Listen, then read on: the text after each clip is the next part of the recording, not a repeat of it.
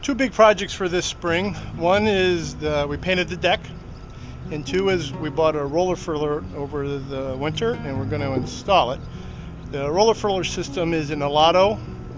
It's a Brazilian company, and I saw several good reviews for it online, and it's a good do-it-yourself type of system, so we're going to start that process today. Don't know that we'll be done today, but hopefully we'll be done tomorrow.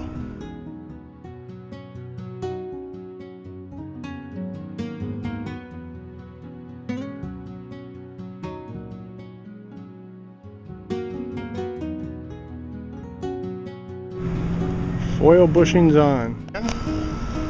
Put it in the pin of the 2.5 foot.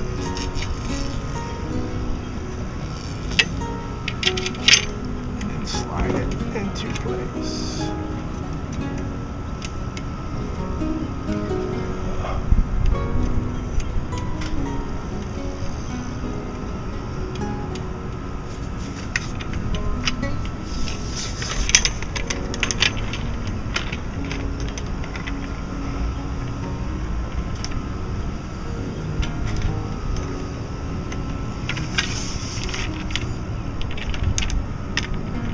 Right, bushings in place. Two foil halves are together.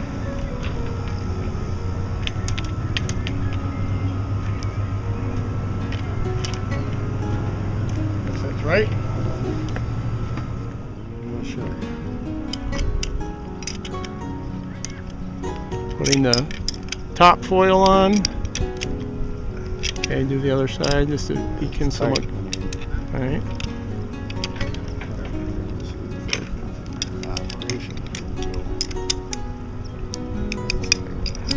You probably want to do the nut, not the bolt.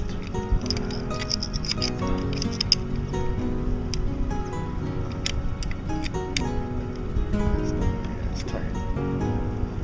It's tight.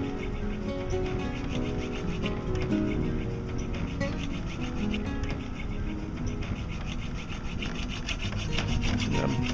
So we got all the foils up.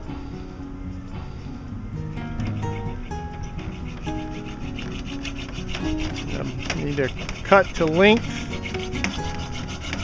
to the bottom. Rich is cutting a foot off of one of these. 630. We just finished the section where we get all the foils on and cut to size. And then tomorrow we'll come down and put the drum on, put the sail on, run the furling line back to the cockpit, and maybe go first sail. Well, today is Saturday, June 29th. Back to the boat to finish a couple projects. One is our installation of our roller furler. So last night we put the foils on, cut them to size. Everything looks good so far. So down here, we're going to have to disconnect the forestay and slide the roller furling drum over the stay and then reconnect it. But of course, before we disconnect the forestay, we're using our jib halyard here to stabilize the mast so it doesn't rake backwards or fall down. So our next step is put the foil on after disconnecting the forestay.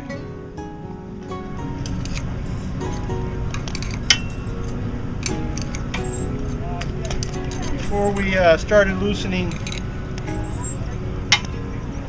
forestay, we put a permanent marker on the stay so we know at least how to get it close to where the tension was originally.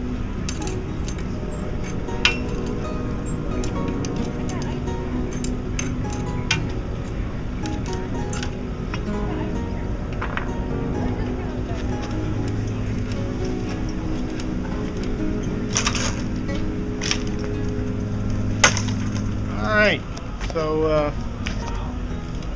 when we first loosened the forestay, forgot to put a vice grip on the foil to keep it from sliding down. So we had to cut. Rich came back on, reattached the forestay, repositioned everything, and put a vice grip so that the foil didn't fall down. Then we took it off again, positioned the drum up through the stay, or the stay through the drum, and now we're retensioning the forestay. Get some tension on it. Then we got to take our jib halyard that we were using to stabilize the mast off so that everything is nice and straight. I think we're in a position to do that now. So if well, you want to? Do you want to turn the turnbuckle up to that black line? No, because it's not straight. It's because the drum is kicked off to the edge because of the jib halyard. So we retensioned the forestay to approximately the same spot it was before, where we marked it with a permanent marker. The next step is to put the centralizer around the stay so that it centralizes inside the drum. So two halves, snap it together.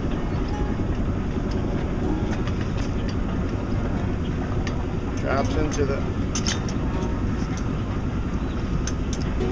next step is put these what they call polypropylene clamps on the stay just below the drum to hold it in place. And to cut it out, they know that I got it. So I could get a ticket without a license.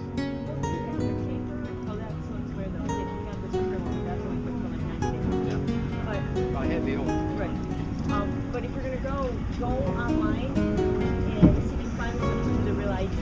And if you still go in, it may be wait, because the wait for one is 2 hours. So use that. Our wait was longer, it was even longer.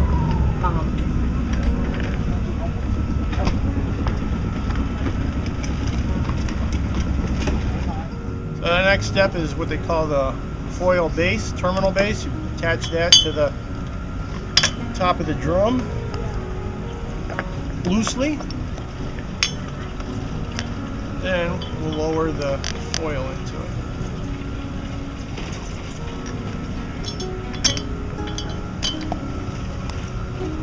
And then Don't do that.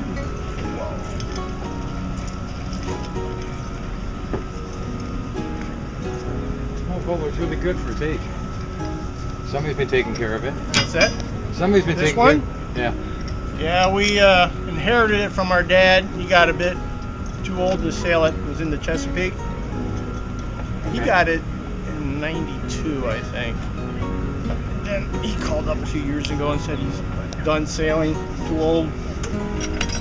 Asked us if we wanted it, my brother and I, and we said, absolutely. Sure. So how'd you get it here? Truck it? Yeah. Don't have enough time to No. sail it up. It would have been a nice. That would have been a nice Yeah. long trip. Yeah, it would have been. Through the Erie Canal, Hudson River, Erie Canal, Yeah. and through Great Lakes and come down. That would have been nice. Yeah, it would have been a little time consuming. All right, to cut that, and then we got. All right, so we took tension off of the halyard here that was holding up the foil. Let it drop into the top of the drum and being held by the foil bottom terminal, I think is what they call it. So now we're tightening it up so it's all in place.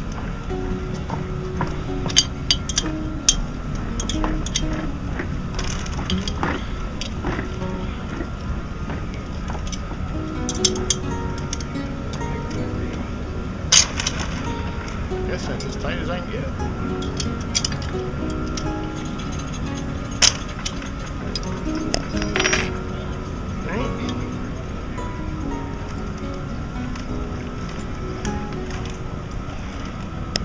Turns freely.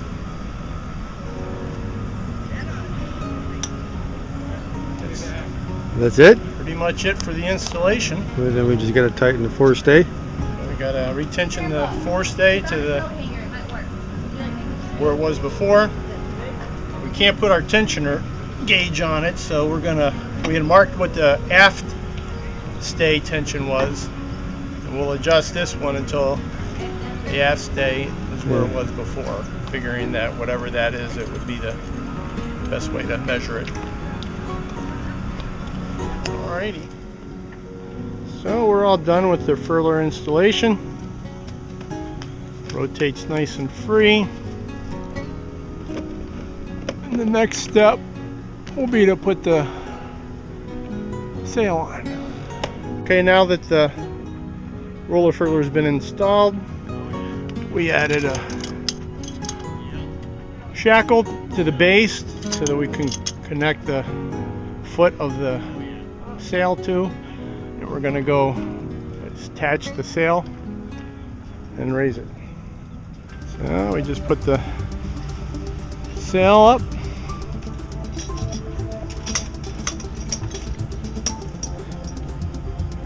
Running the jib sheets through, and then we have to tension the halyard. Well, got the furler all installed.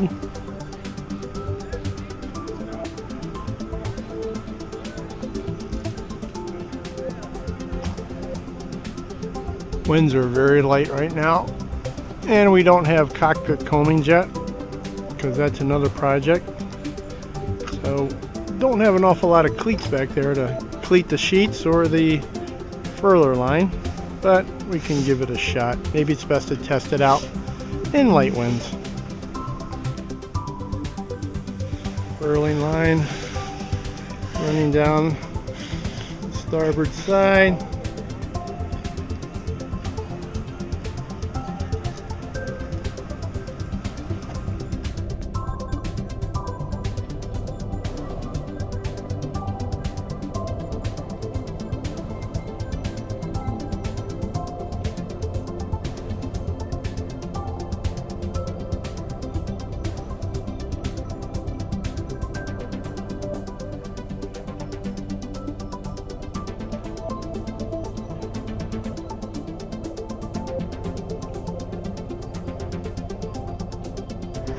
Well, it's 5:40 on Saturday, June 29th. We're heading out for our first sail, which will be our shakedown sail with the roller furler. There's hardly any wind, about 2.5 knots. So I guess that'll be a good situation for a shakedown cruise with a new roller furler. The other challenge is we don't have combings on the cockpit at this point because we're getting new ones made up. And our old original teak ones had started to rot. So we're missing 4 normal cleats back here. So we're going to have to use the aft mooring cleats in order to run the jib sheets and the furling line. But we'll figure that out.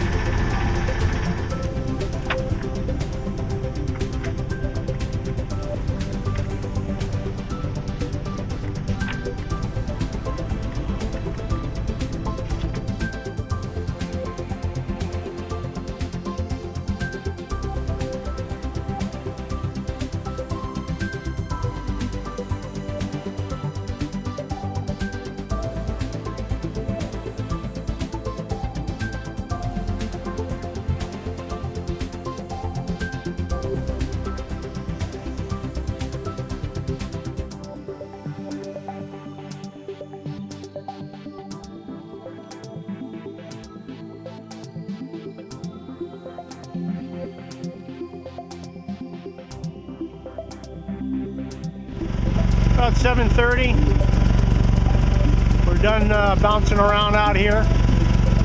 Did a shakeout for our roller furler, and we need to get a longer furling line, and we readjusted the first block on the furling line so that it runs freer in and out of the drum. So we furled it in and let it out a couple times just to make sure we got that right. That worked out, but there was no wind.